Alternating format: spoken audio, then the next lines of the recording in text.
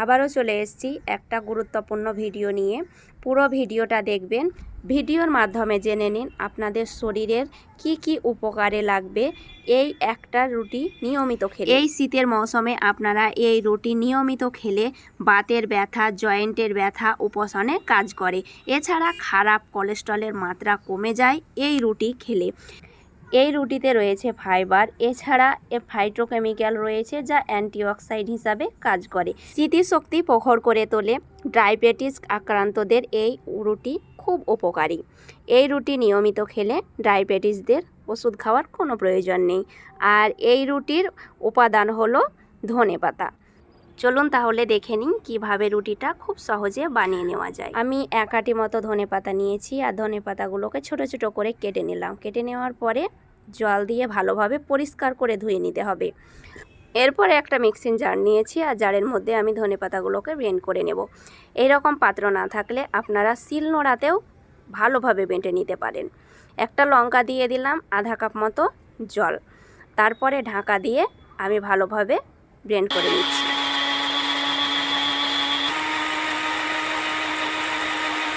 বেশি সময়ের প্রয়োজন নেই, 30 সেকেন্ড করে 2 থেকে 3 বার ব্লেন্ড করে নিলেই খুব সুন্দরভাবে এটা পেশা হয়ে যাবে। দেখুন, আর এর মধ্যে আমি আর কোনো জল অ্যাড করব না বা ছেঁকে নেওয়ারও কোনো প্রয়োজন নেই। এটাকে আমি পাশে রেখে দিচ্ছি। এরপরে আমি একটা পাত্র নিয়েছি, তার মধ্যে দিয়ে দিচ্ছি আটা। আপনারা ময়দা দিয়েও বানিয়ে নিতে পারেন। এখানে আমি 2 কাপ পরিমাণে আটা দিয়ে দিলাম। তার মধ্যে দিয়ে দিচ্ছি আধা চামচ মতো লবণ গুঁড়ো, আধা চামচ মতো জিরে গুঁড়ো আর আধা চামচ মতো গোলমরিচ গুঁড়ো। আর মিষ্টিটা পছন্দ থাকলে আধা চামচ অ্যাড করতে পারেন। আর অনেকেই মিষ্টি পছন্দ করেন না, তারা আর মিষ্টিটা যোগ করবেন না। এরপরে আমি ধনেপাতার রসটা দিয়ে আটাটাকে মেখে নিচ্ছি। অনেকেই আছেন আটা দিয়ে রুটি বানিয়ে খান না, ময়দা দিয়ে খান। তারা অবশ্যই ময়দা দিয়েও বানিয়ে নিতে পারেন, কোনো অসুবিধা হবে না। আমরা যেভাবে রুটি পরোটার ডো মেখে থাকি সেইভাবে মেখে নিতে হবে, জলের কোনো প্রয়োজন নেই। ঢাকা দিয়ে দিচ্ছি 5 মিনিট মতো। 5 মিনিট পর ঢাকনা খুলে নিচ্ছি।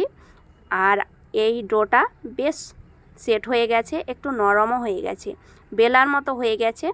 আমি আবারও একটু মথে নিয়ে লেচিগুলো কেটে নিচ্ছি।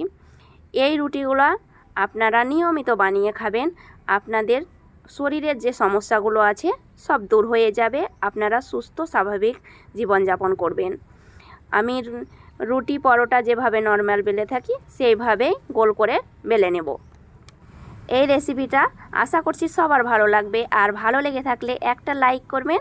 আর যেসব নতুন বন্ধু অ্যাড হয়েছেন তারা অবশ্যই চ্যানেলটাকে সাবস্ক্রাইব করে দেবেন।